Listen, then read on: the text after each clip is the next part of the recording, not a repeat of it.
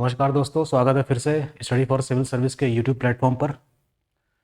और इससे पहले वाले लेक्चर में मैंने ज्योग्राफी में कुछ बातें डिस्कस करी थी एटमॉस्फेयर के संबंध में, कि कैसे ऊंचाई बढ़ने के साथ साथ टेम्परेचर तो कम होता ही है, साथ ही साथ एटमॉस्फेरिक प्रेशर में भी कमी दर्ज की जाती है।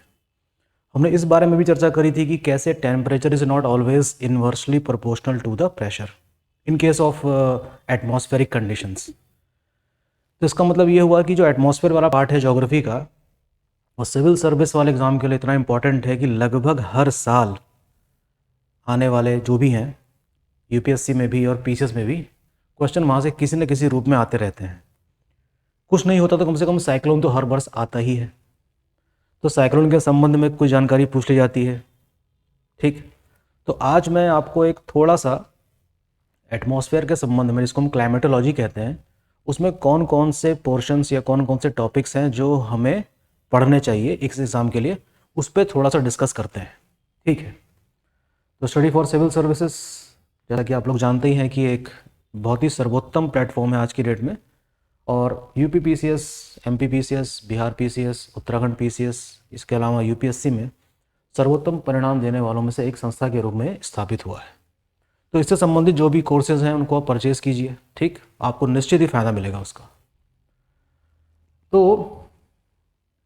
आज मैं थोड़ा डिस्कस करता हूँ आपके सामने क्लाइमेटोलॉजी के बारे में। अर्थात क्लाइमेटोलॉजी में हम अर्थ के एटमॉस्फेयर के संबंध में चर्चा करते हैं। तो देखना पड़ेगा हमको कि वो कौन कौन से टॉपिक्स हैं जो क्लाइमेटोलॉजी में कवर किए जाते हैं जनरल स्टडीज़ के पेपर में। ठीक, तो उसके लिए हम क्या करते हैं, सबसे पहले तो एक फिगर बनाते हैं अर्थ का। ठीक है ना, फिर समझने की कोशिश करते हैं कि मामला क्या है।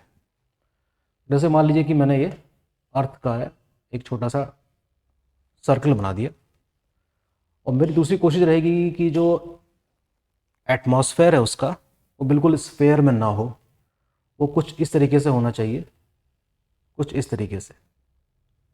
क्योंकि मैं इसको डिलीट करता हूँ पहले, अब अर्थ अब बनाता हूँ उसके अंदर कुछ इस तरीके से। ये हमारी अर्थ है। तो एक लेक्चर में मैंने आपको ये समझाने की कोशिश की थी कि कैसे और क्यों अर्थ के इक्वेटर वाले पार्ट में जो थिकनेस है एटमॉस्फेयर की वो सबसे अधिक है और पोलर रीजन में सबसे कम है। ठीक, इसको आप समझ चुके होंगे। तो हमको ये पता लगाना है कि जो एटमॉस्फेयर है आखिर ये किस चीज़ से मिलके बना है, और इसमें कई सारी गैसेस होती हैं। इससे पहले वाले लेक्चर में मैंने सारे कंपोनेंट गैसेस के आपको बता रखे हैं। तो इन सभी के बारे में आपको पढ़ना होगा, क्योंकि एग्ज़ाम में क्वेश्चन आ जाता है परसेंटेज वाइज। जितने भी गैसेस हैं, nitrogen, oxygen, argon, krypton, neon, helium और ओजोन, इन सब का परसेंटेज एटमॉस्फेयर में कितना है, उसको क्रम में, घटते क्रम में या बढ़ते क्रम में लगाने को आ सकता है। तो एटमॉस्फेयर के इस वाले पार्ट में हम बिल्कुल भी मैं ऐसा नहीं कह सकता है कि इसमें कुछ चीज़ छोड़नी है, इसमें छोड़ने सा कुछ है ही नहीं। तो सबसे पहले आपको क्या पढ़ना होगा, सबसे पहले पढ़ना होगा आपको खुद एटमॉस्फेयर और उसका कंपोजिशन। पहली पढ़ाई आपकी किस चीज़ की होनी चाहिए, एटमॉस्फेयर की, कैसे बना है, क्या क्या उसमें कंपोनेंट्स हैं, और कैसे ऊंचाई बढ़ने के साथ साथ इसके प्रेशर में कमी आती है। इन सभी के बारे में आप पढ़ेंगे किसमें, एटमॉस्फेयर में। एटमॉस्फेयर में ही जो अगले टॉपिक इसके अंतर्गत आते हैं वे शामिल हैं इसमें एटमॉस्फेरिक प्रेशर, जिस पे हम चर्चा कर चुके हैं। ठीक, ये चर्चा हमारी ऑलरेडी हो चुकी है, रिवीजन करिएगा आप लोग। तीसरी चीज जो आपको एटमॉस्फेयर में पढ़नी है वो है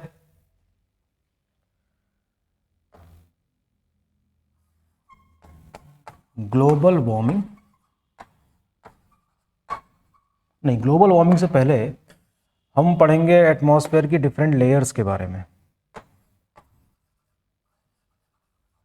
लेयर्स ऑफ द एटमॉस्फेयर, अलग अलग लेयर्स हैं और हर लेयर्स की अपनी इंपॉर्टेंस है। जैसे कि सबसे नीचे वाली है troposphere, stratosphere, mesosphere, ionosphere, exosphere, ये सारे चीज़ें इसमें शामिल हो जाएंगी वैसे। और इन सभी लेयर्स की अपनी इंपॉर्टेंस है, बहुत इंपॉर्टेंट है। ठीक है, इसमें वैन एलेंस रेडिएशन बेल्ट भी बनती है, वो भी काफ़ी इंपॉर्टेंट है।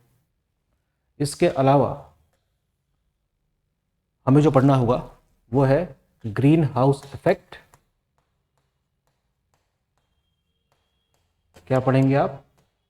ग्रीन हाउस इफेक्ट अर्थात हरित गैस प्रभाव और उसी के फलस्वरूप होने वाली ग्लोबल वार्मिंग अर्थात वैश्विक ताप वृद्धि। और यहीं से हमारा प्रवेश हो जाता है एनवायरमेंटल सेक्शन में भी, क्योंकि देखिए जो एनवायरमेंट साइंस है इसके भी कई सारे क्वेश्चन एग्जाम में आते हैं।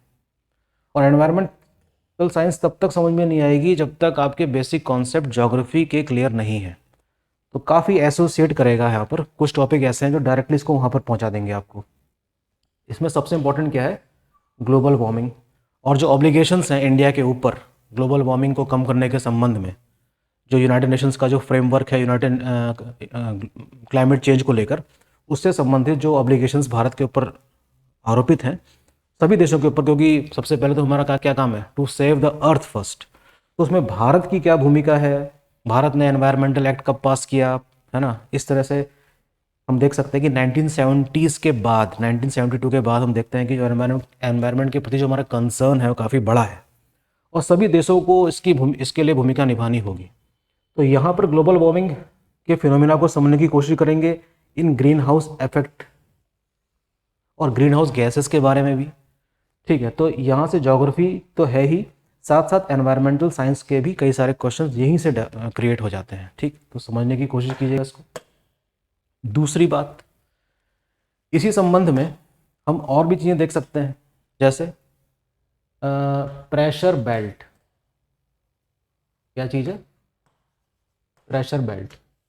प्रेशर बेल्ट जो एटमॉस्फेयर की बनती हैं अर्थ के सरफेस में, और इन सब के अलग अलग नाम हैं। ठीक है, दोनों ही गोलार्धें बनती हैं। कैसे बनती है, क्यों प्रेशर कहीं पर हाई है और क्यों प्रेशर कहीं पर लो है, इस पूरी फिनोमेना को समझना होगा। थोड़ा सा टाइम लगता है इसको समझने में, सभी इंपॉर्टेंट है। ठीक है, कैसे जो तीन हमारी जो सेल्स बनती हैं एटमॉस्फेयर में वो कैसे बनती हैं, है ना? इसको try meridional circulation of the atmosphere कहते हैं। ये हेडली सेल है, ये फेरल सेल है, ये पोलर सेल है। कैसे बनती है, क्यों हर सेल की चौड़ाई एक बराबर नहीं है, क्यों इसकी चौड़ाई सबसे अधिक है, उससे कम इसकी है और सबसे कम इसकी है, इस फिनोमिना को भी समझने की आवश्यकता है। ऐसा क्यों होता है? इसका सीधा जवाब है सेंट्रीपिटल फोर्स। ठीक है, सेंट्रीपिटल फोर्स जो अर्थ का हर जगह एक समान नहीं है। मैक्सिमम कहाँ पर है? यहाँ पर है। उससे कम कहाँ पर होगा? यहाँ पर होगा। और सबसे कम यहाँ पर होगा, जो मैंने आपको पंखे वाला एग्जाम्पल दिया था वो। तो ये चीज़ समझने की ज़रूरत है। इसके अलावा क्या समझना है हमको एटमॉस्फेयर में?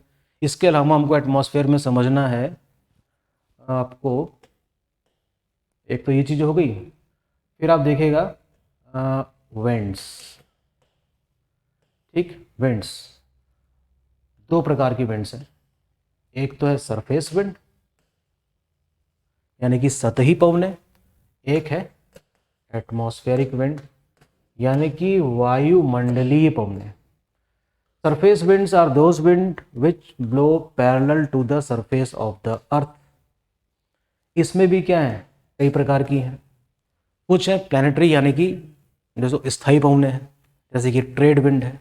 कुछ सीजनल विंड्स हैं, कुछ लोकल विंड्स हैं, कुछ पहाड़ों में बहती हैं। ये सबको, इन सबको किसकी कैटेगरी में रखा जाना चाहिए? सरफेस विंड की कैटेगरी में।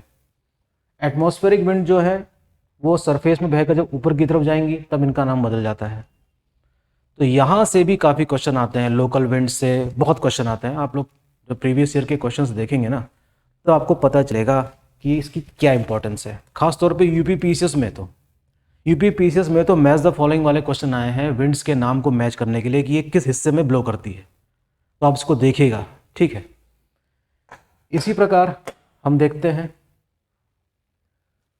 साइक्लोन यानी कि चक्रवात कितने प्रकार के होते हैं, कैसे बनते हैं, कौन कौन से इंपॉर्टेंट रीजन्स हैं जहाँ पर इनका डेवलपमेंट होता है। दो प्रकार के चक्रवातों का उल्लेख है, एक तो है ट्रॉपिकल साइक्लोन और एक है टेम्परेट अर्थात शीतोष्ण प्रकार के चक्रवात। कैसे बनते हैं, क्या इम्पैक्ट है, कैसे ट्रॉपिकल साइक्लोन की नेमिंग की जाती है, इन दिनों कौन सा ट्रॉपिकल साइक्लोन सक्रिय है। इस तरह की तमाम चीज़ें आपको एटमॉस्फेयर वाले पार्ट में पढ़नी होगी। इसके बाद लास्ट में आपको पढ़ना होगा जलवायु का वर्गीकरण, यानी कि क्लासिफिकेशन ऑफ द क्लाइमेट, जो कई सारे क्लाइमेटोलॉजिस्ट ने दिया है और विश्व के अलग अलग हिस्सों में वो सारी क्लाइमेट्स बनती हैं। इसमें सबसे इंपॉर्टेंट और सबसे एक्सेप्टेड, वो सबसे अधिक एक्सेप्ट किया जाता है वो कॉपन महोदय का है कि किस प्रकार से इन्होंने क्लाइमेट का क्लासिफिकेशन कर रखा है वर्ल्ड का।